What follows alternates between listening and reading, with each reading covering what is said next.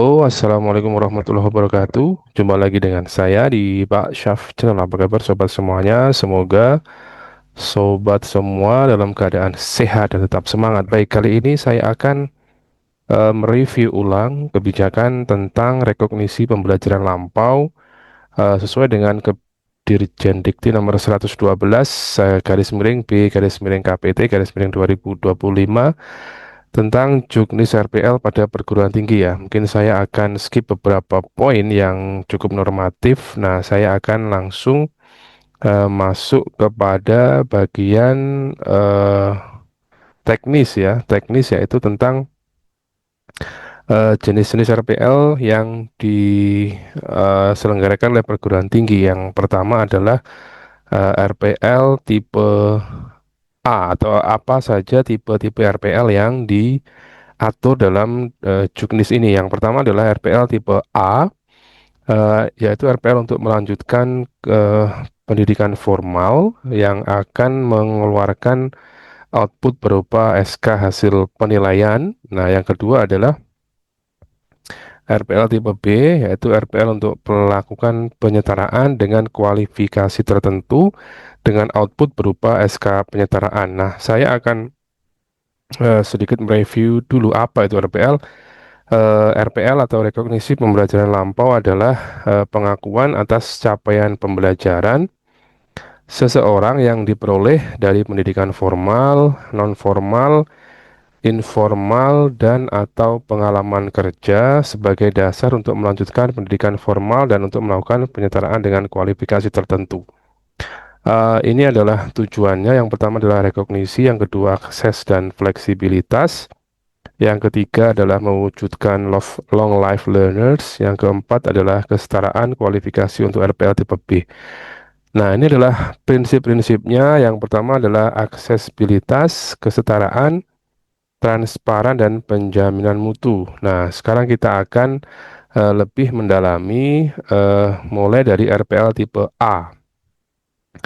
RPL tipe A dilakukan melalui pengakuan CP atau capaian pembelajaran secara parsial bagi calon mahasiswa, yaitu pengakuan CP terhadap mata kuliah atau kelompok mata kuliah yang merupakan bagian dari kurikulum program studi.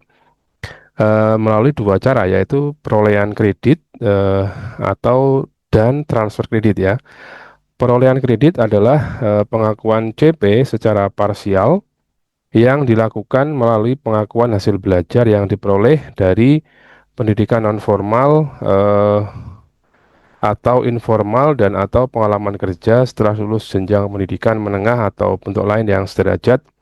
Yang kedua adalah transfer kredit, pengakuan CP secara parsial yang dilakukan melalui pengakuan hasil belajar yang diperoleh dari program studi pada perguruan tinggi sebelumnya. Ya, kita akan bahas secara mendetail setelah ini ya. Berikutnya adalah, nah, ini adalah ketentuan-ketentuan penyelenggaraan RPL tipe A. Yang pertama adalah jumlah maksimal SKS yang bisa direkognisi adalah 70%. Nanti silakan sobat bisa menghitung 70% dari minimal 144 SKS ya, sekitar ya 100 SKS-an lah. Atau kalau dalam masa kuliah bisa, sisa masa kuliah biasanya tinggal 1,5 tahun atau 3 semester. Eh, Tugas akhir tidak bisa direkognisi. Pendaftar dengan status keluar mahasiswa di PD Dikti mengundurkan diri pada perguruan tinggi sebelumnya boleh melanjutkan melalui mekanisme RPL di prodi asalnya setelah 1 tahun akademik ya. Jadi tidak boleh langsung mengundurkan diri langsung semester berikutnya dia ikut RPL. Tapi menunggu 1 tahun akademik artinya 2 semester berturut-turut ya. Berikutnya adalah RPL melalui mekanisme perolehan kredit diperbolehkan pada program studi program sarjana atau program sarjana atau sarjana terapan, profesi, dan magister serapan ya. Tidak tidak untuk program studi dokter atau dokter terapan ya.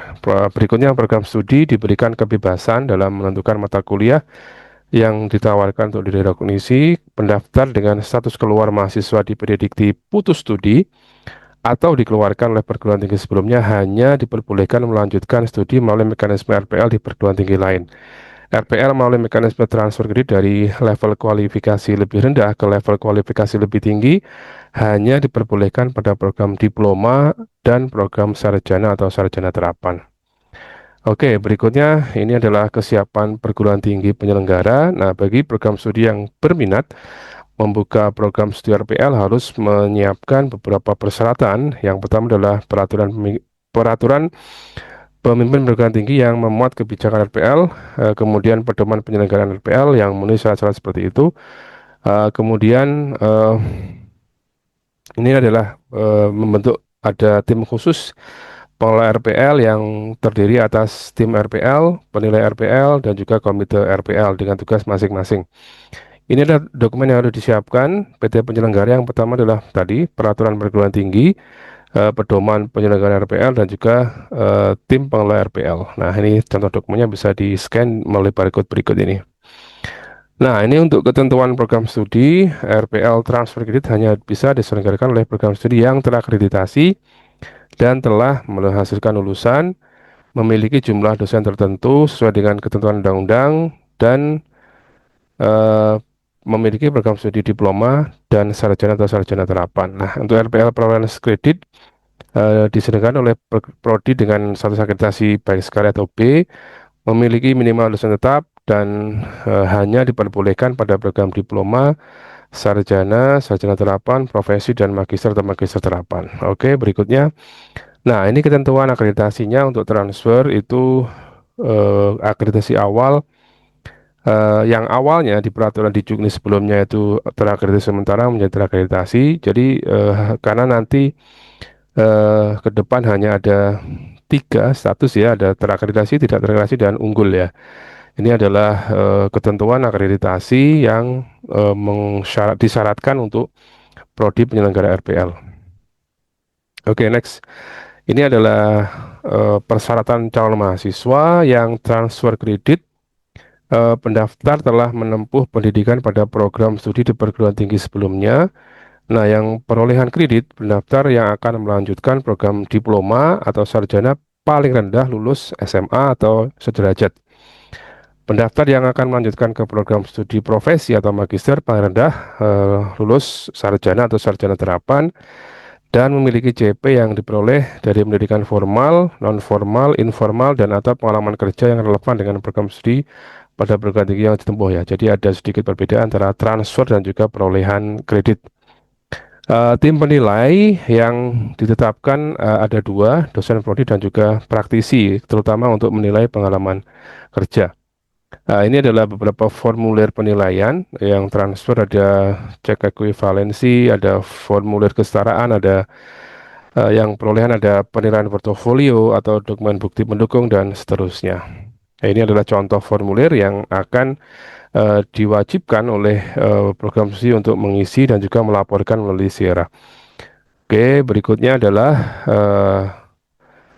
ini alurnya seperti ini. Berikutnya adalah pelaporannya melalui Sera ya. Jadi nanti kalau sudah disetujui pembukaannya atau pengajuan prodi RPL-nya, prodi yang bersangkutan harus melaporkan secara berkala mahasiswa yang diterima melalui program RPL. Nah, seperti ini adalah apa namanya tampilan yang ada di laman Sierra. Nah, ini juga tampilan data mahasiswa di PD Dikti. Nah, berikutnya adalah RPL tipe B. Ini agak beda dengan tipe A. RPL tipe ini adalah penyetaraan dengan jenjang kualifikasi 8 atau calon dosen ya, yang hanya dapat bertugas pada perguruan tinggi pengusul sesuai dengan kompetensi keahlian tertentu. Jadi tidak mendapatkan gelar magister tapi disetarakan dengan gelar magister. Itu adalah esensi dari RPL tipe B ini. Oke, nah ini adalah kurang lebih sama ya. Ini kesiapan perguruan tinggi, penyelenggara RPL tipe B, perguruan tinggi harus menetapkan pedoman penyelenggaraan RPL yang paling sedikit memuat prosedur, kriteria, dan juga asesmen, dan juga status dan penempatan dosen yang akan diajukan. Ini tadi sudah kita bahas di ketentuan akreditasi. Nah, berikutnya adalah persyaratan pendaftar atau calon dosen. Yang pertama, memiliki kompetensi keahlian tertentu yang tidak dapat diperoleh dari program studi yang tersedia di perguruan tinggi. Ya, ini artinya eh, seseorang yang memiliki kompetensi yang unik kemudian spesifik yang tidak dapat diperoleh dari perguruan tinggi asal itu bisa mengajukan diri menjadi mahasiswa RPL tipe B untuk penyetaraan ke dosen. Oke. Ini adalah tahapan-tahapannya. Yang pertama adalah kajian kebutuhan calon dosen, kemudian ada proses assessment, ada pengusulan, verifikasi dan juga penetapan yang dilakukan oleh Dirjen Dikti atau Direktur Jenderal Pembelajaran dan Kemahasiswaan lebih Lemawa. Eh, ini adalah definisi atau penjelasan dari masing-masing tahapan RPL tipe B. Berikutnya ini juga masih tahapan assessment. Nah, ini adalah penilainya. Tim asesor RPL tipe B terdiri dari akademisi dan juga profesional ya. Jadi agak sedikit berbeda. Tadi kalau tipe A ada dosen dan praktisi, kalau di tipe B ada akademisi dan juga profesional. Ini adalah beberapa formulir untuk RPL tipe B yang sama yang juga harus dilaporkan melalui Sierra dan juga PD Dikti. Oke, berikutnya adalah sering ditanya frequently asked question atau pertanyaan sering ditanya tentang RPL. Yang pertama adalah status mahasiswa ya, beda mahasiswa pindahan, transfer kredit dan juga perolehan kredit. Yang pertama mahasiswa pindahan di prodi sebelumnya masih aktif. Mahasiswa transfer kredit murni hanya transfer dari hasil belajar lampau, pendidikan formal di prodi sebelumnya tidak ada pengalaman atau non formal. Nah, mahasiswa perolehan kredit ada proses perolehan kredit dan hasil belajar. Jadi mereka adalah mix ya. Jadi nanti kalau ada calon mahasiswa RPL yang mengajukan diri menggunakan nilai yang di pendidikan sebelumnya dan juga pengalaman kerja, dia masuk ke perolehan kredit ya. Oke, berikutnya adalah status keluar mahasiswa. Mahasiswa kena DO karena habis masa studi, karena tidak bisa menyelesaikan tugas akhir, bolehkah masuk lagi melalui RPL untuk melanjutkan tugas akhir? Jawabannya, pendaftar dengan status keluar mahasiswa di Dikti, putus studi atau dikeluarkan dari perguruan tinggi sebelumnya hanya diperbolehkan melanjutkan studi melalui mekanisme RPL di perguruan tinggi lain dengan pengakuan SKS tidak boleh melebihi 70% dari beban studi PT. Boleh langsung transfer kita perolehan kredit di PT lain ya. Jadi intinya tidak boleh di PT asal. Status keluar mahasiswa, mahasiswa hilang, sudah lewat studi dan kembali lagi apakah perlu RPL? Pendaftar dengan status keluar mahasiswa di Dikti putus studi atau dikeluarkan dari perguruan tinggi sebelumnya hanya diperbolehkan melanjutkan studi melalui mekanisme di perguruan tinggi lain ya, sama dengan nomor 2. Oke, berikutnya mahasiswa berubah di tengah-tengah masa pendidikan, berubah jadi mahasiswa dari jalur RPL. RPL sebagai jalur masuk setelah menjadi mahasiswa tidak dibedakan setelah menjadi jadi RPL itu hanya pintu masuk. Setelah mereka masuk ketentuannya sama dengan mahasiswa yang ada. Calon melamar pernah studi di PT, sekarang PT-nya dibekukan atau ditutup. Apakah hasil belajar di PT terdahulu diakui melalui RPL? Jawabannya adalah dapat diajukan rekognisi dengan catatan dapat menunjukkan bukti yang valid, eh, valid termasuk dokumen kurikulum, silabus, RPS dan seterusnya ya. Jadi harus ada bukti yang valid, apalagi akuntabel, transparan dan M-nya itu apa? Kemudian soal berikutnya adalah pemenuhan bukti RPL transfer. Calon mahasiswa yang mendaftar RPL tipe A transfer kredit hanya memiliki transkrip nilai tanpa menunjukkan silabus RPS dari prodi PT sebelumnya. Apakah apa yang harus dilakukan? Jawabannya adalah jika calon mahasiswa tidak dapat menunjukkan dokumen akademik, maka hanya bisa melalui jalur perolehan kredit ya. 7. Mahasiswa yang sudah lulus program S1 ingin kuliah S1 di prodi yang lain. Apakah bisa sebagian nilai mata kuliah di prodi yang lama di RPLK di prodi yang baru? Jawabannya tidak spesifik diatur, tapi memungkinkan.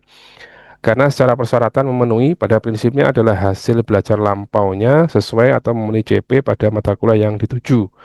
Boleh transfer maupun perolehan kredit ya. Berikutnya adalah lulusan S2 atau S3 yang kuliah kembali pada program di bawahnya misalkan S1 apakah boleh? Jawabannya tidak spesifik diatur, tetapi memungkinkan karena secara persyaratan memenuhi pada prinsipnya adalah hasil belajar lampaunya sesuai dengan CP mata kuliah yang dituju, boleh transfer atau perolehan SKS ya. Mata kuliah yang di RPL kan adakah batas maksimal Dan jenis mata kuliah yang bisa di-RPL-kan, jawabannya adalah ketentuan jumlah maksimal pengakuan capaian mempelajari RPL adalah 70%. Prodi diberikan kebebasan menawarkan mata kuliahnya, MK Pencari Polri disarankan menjadi mata wajib tempuh ya. Jadi harus diberi prodi punya wewenang untuk menentukan mata kuliah yang bisa di-RPL-kan. Mata kuliah kekhususan prodi yang ada di prodi kampus lain apakah boleh di-RPL-kan? Contoh keagamaan dan teknologi tidak spesifik diatur, tapi memungkinkan. Jika MK tersebut ditawarkan untuk prodi oleh prodi untuk kuncinya adalah kesetaraan CP ya. Jadi artinya CP yang mata kuliah dari PT asal dengan CP mata kuliah di PT tujuan itu setara. Berikutnya adalah berapa lama masa studi maksimal untuk mahasiswa yang terima tidak, jawabannya adalah disarankan PT mengatur kebijakan masa studi ya. Jadi sudah ada pedoman yang ditetapkan, tidak asal-asalan ya. Dengan melihat maksimal 70% bisa dipastikan masa studinya sekitar 1,5 tahun atau 3 semester. Apakah RPL ada batas waktu minimumnya 1 semester atau 2 tahun? Tidak diatur ya, tapi disesuaikan dengan hasil rekognisinya atau hasil asesmennya, dengan SKS maksimal yang bisa direkognisi adalah 70%.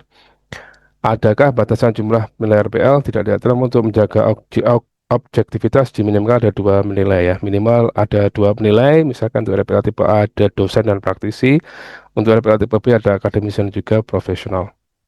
Penilai harus dari dosen dan atau apakah ada kriteria tertentu untuk organisasi profesinya. Penilai dari dosen program studi melalui kualifikasi, praktisi belajar di dunia usaha, di universitas dan sesuai dengan yang relevan ya. Yang relevan, kemudian mahasiswa telah lulus D3, pernah bekerja, apakah bisa RPL transfer kredit atau perolehan, bisa dua-duanya ya. Oke, berikutnya adalah berapa batas pengalaman kerja yang bisa diakui. Eh, jadi ini harus diatur di pedoman RPL, biasanya minimal 2 tahun atau seterusnya ya. Berikutnya adalah status Berikutnya adalah status mahasiswa RPL belum terakomodir di LAM dan BAN. Masuknya kemana? RPL ada jalur masuk adalah jalur masuk saja ya. Jadi pasti sudah ada terdaftar di LAM atau di BAN ya. Lulusan D3 luar negeri apa yang bisa di-RPL-kan? Bisa.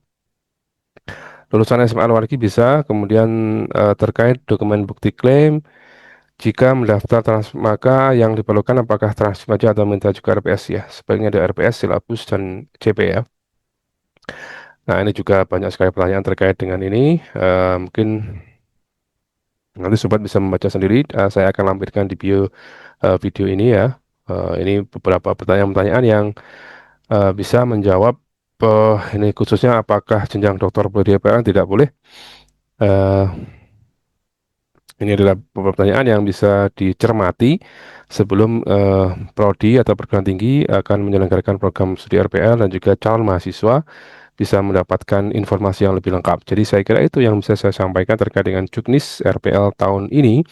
Semoga semakin banyak mahasiswa yang bisa bergabung melalui jalur ini ya. Saya kira itu yang bisa saya sampaikan. Terima kasih atas perhatiannya.